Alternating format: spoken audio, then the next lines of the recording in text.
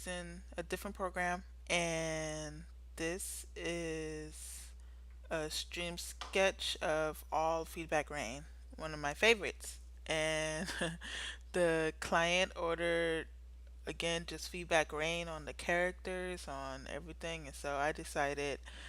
Suddenly, I just had a I was hungry for some Monster. It was just a bug that bit me all of a sudden, and so I decided on a Monster and his lover. And for and I decided the lover would be human, and he'd be from Bloods. Maybe no, Rolling Sixties, Crips. I forget, but no, Rolling Sixties is Crips. So he's some. Let's say he's Pyru. That's sort of what I can remember at the time. So he's a blood, and since I and the monster is just some monster.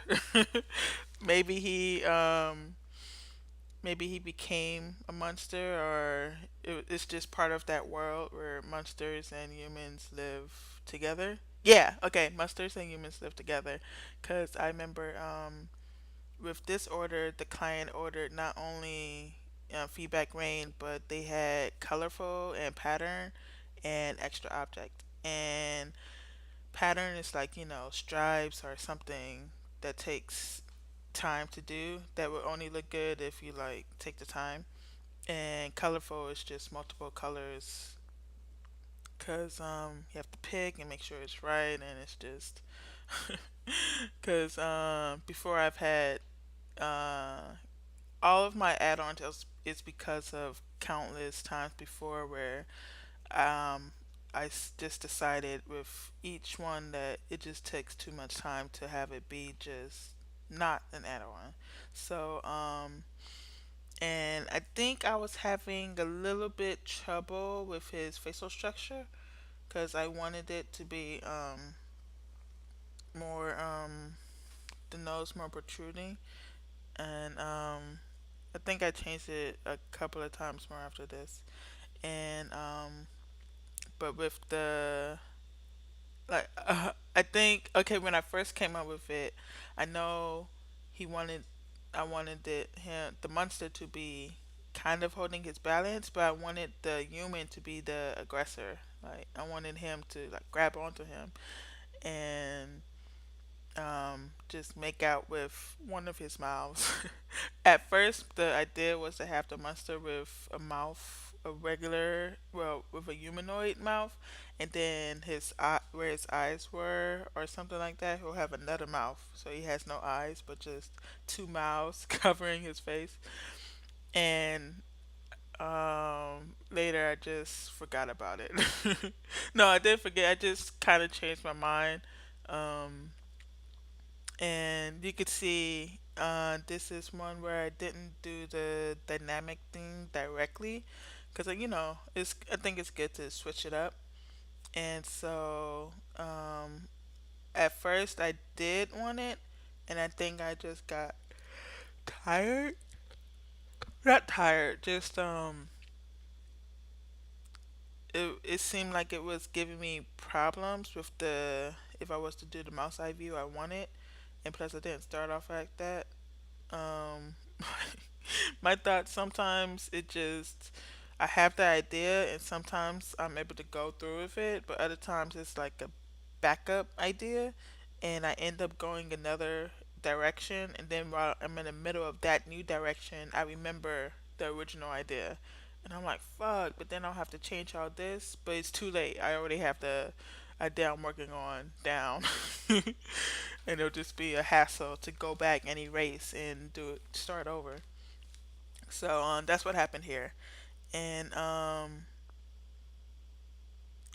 I wanted, and it's interesting that lately I've just been noticing all the things that are rarely or if never done in illustration in my industry. Period. like gangsters, like hood thugs and like LA thugs or like Bloods, Crips. Like that's never fucking part of the story, and if it is, it's lame as fuck. Like just from the ones I've seen, they've just been lame and just unrealistic. It's like it's I wouldn't say it's completely prison yard. I mean, there is some diversity from what I remember as a kid and from what I remember just from just observation that um it's usually it's not completely segregated, but it is pretty tribal. Just like I think everything in the universe is tribal in a sense. Like even matter is tribal in space. And so to go back to where I was going, uh, so I never see blood and Crips like in anything, and so I like to use that life inspiration into stories, and because it's interesting to me that way, and so he's blood, and it's funny. Most of my family, my blood-ish family, is Crip, but all my extended families are blood. So I always thought that was interesting. Like I was surrounded by basically, not surrounded, but my extended families, like both of the extended families were bloods, but my direct family were already Crip. And anyway, oh, and I also think if I was inclined to join any gang, I think I would have joined Bloods. But anyway, so he's a Blood, and the monster is just the monster, and I decided to go with this. See, with the leg, I kinda have that dynamic with it, or at least I tried just very slightly, so it's not too dramatic. But so I decided to compensate for that with his tentacle hair things. One of those is close to the camera, and I'll be drawing that in a minute.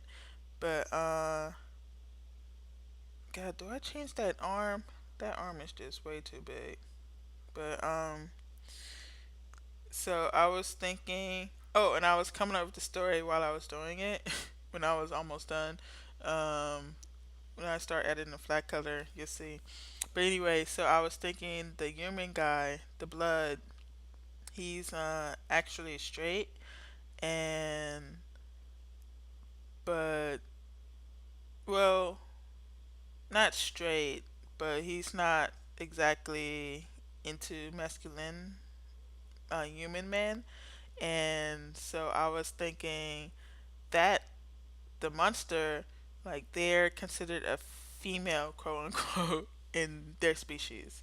So they all maybe they all look male, but they're categorized by if they could give birth or not. And that monster is a carrier, so he could give birth. And so they don't really have a he she. They just look humanoid male, all of them. So and it's not that he has a humanoid feminine about him, but the human guy just found himself attracted to him. And I was thinking at first they were enemies. Uh, like, okay, later you see the extra object come into play, and I actually forgot about that. But the extra object is for like when a client suggests puts down an object they want the character to have, and if they have another one they want to put down, then that one has to be charged. And I put that in because people kept ordering, because I found people kept ordering objects and all this extra stuff that made it more work. So I was like to dissuade from that because these are just quick and they're not meant to like take a long time.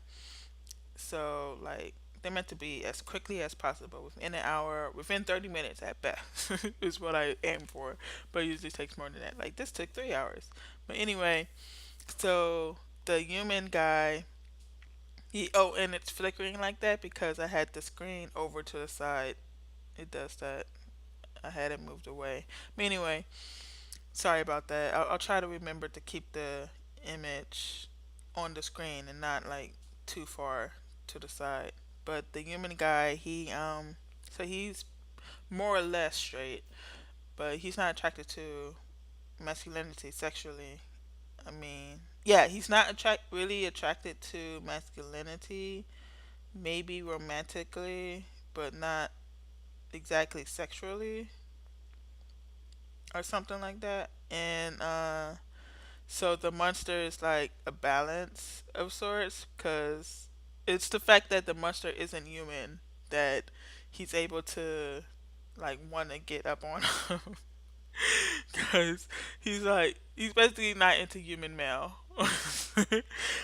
But yeah, that's it. He's not into human males. And I thought the monster. I didn't want the because I just realized, acknowledged that I think masculine with masculine is hot to me. It's very attractive to me, and it doesn't matter what the actual genders are as long as the masculine uh, atmosphere or you know that feel you just know it's masculine. That feeling is very attractive. So um, and oh, and they were enemies at first. They were trying to kill each other because oh yeah, I added it after. I didn't remember till after I think the video, but you'll see in the final piece. So I gave him swords, two swords, the human guy, and I was thinking like the blood gangs, they have like a division that protects against the monsters or something. And so I guess the monster is part of a gang too. And at first they were enemies, but um, something happened and they got hooked up and they just started hooking up with each other. I mean, things got like heated or something. Something happened. I couldn't think of what exactly happened. I don't know yet. But oh, and I love his eyebrows. Like they are just downcast like that. And dang, I actually made him hot. But like I was sometimes I don't even think about if they're hot to me. I just want them to look a certain way. And then it's not till afterwards I'm like, oh, okay, I made him hot. But um, so and I didn't think of like the relationship they have until yeah this part. So and it's usually the human guy who's bringing him the monster down towards him. So and like I mentioned, the human guy is human wise. He's straight. He doesn't like human males. But the monsters, yeah, he get down with that. And the monsters, the carriers, it's not that they don't act feminine, but it's something about them that is, I guess, a gender maybe. Um, but none of them act like completely feminine, what we would call feminine. Well, not well. On average, they're not completely feminine. And the ones who are feminine, they're like the minorities of sorts. And and they and I'm just thinking of this now. Their culture, so their feminine ones, like usually it's a gender or bi gender, and but if it's like too far to one side or too far to the other side, too far feminine or too far masculine, then they're like the so quote unquote outcasts.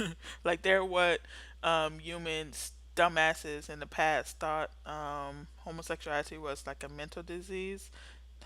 Idiots. Anyway, but that they thought so their culture thinks that if you're too far to one side in their species, then there's something mentally wrong with you.